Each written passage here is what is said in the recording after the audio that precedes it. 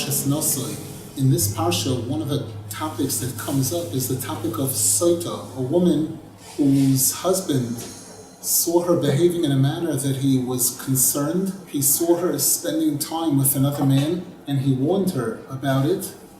And yet she persists, she continues, and she goes into a secluded place with this other man. There are no witnesses that she actually committed a sin, but there are witnesses that she went into seclusion.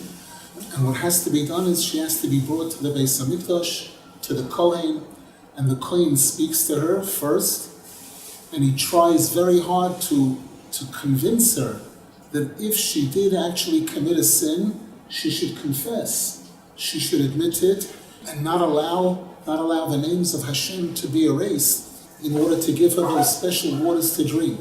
If she confesses and admits to her sin, that's a major kapara for her. That's a major atonement for her. If she doesn't, then the Kohen gives her the waters to drink. There's a whole process.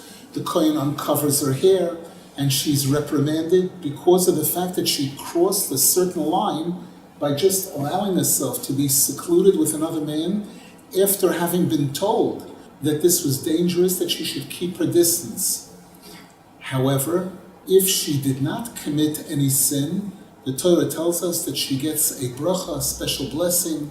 If she didn't have children up until that point, now she'll be able to have children. If she had children, she'll have better children, etc.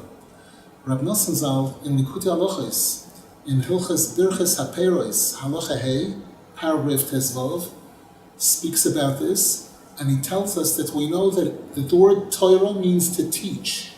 Every line in the Torah has a message in it for everyone.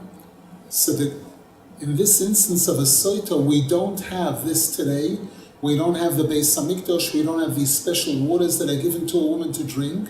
However, this Parsha applies to each and every single Jew who chas v'shalom transgresses, crosses a line. So that a Jew is tested.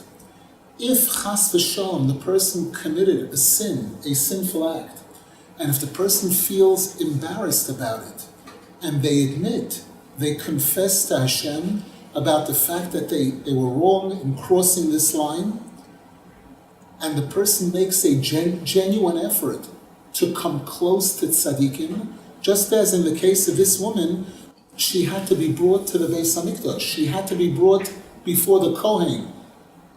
And we know that the Kohen very often represents the tzaddik. There's a pasuk that the Gemara quotes, Ki sifsei Kohen yishmeru das, v'toira yevakshu mipihu, ki malach Hashem tzvokoisu. From the lips of a Kohen, you will seek knowledge and wisdom and seek Torah from him because he's like a heavenly angel. That pasuk isn't referring only to a Kohen, it's referring to a tzaddik. So just as in the case of this woman, the husband brought her to the tzaddik, a Jew who realizes that he crossed a red line and he wants to do tshuva, part of that requires the coming to the tzaddik and seeking the help of the tzaddik in being able to do the tshuva. And again, this issue of shame and embarrassment. The Gemara makes a statement that a person who commits a sin and feels ashamed about it, Hashem forgives that person for all of their sins. So this concept of busha, feeling ashamed and embarrassed and sincere regret, is a very, very powerful thing.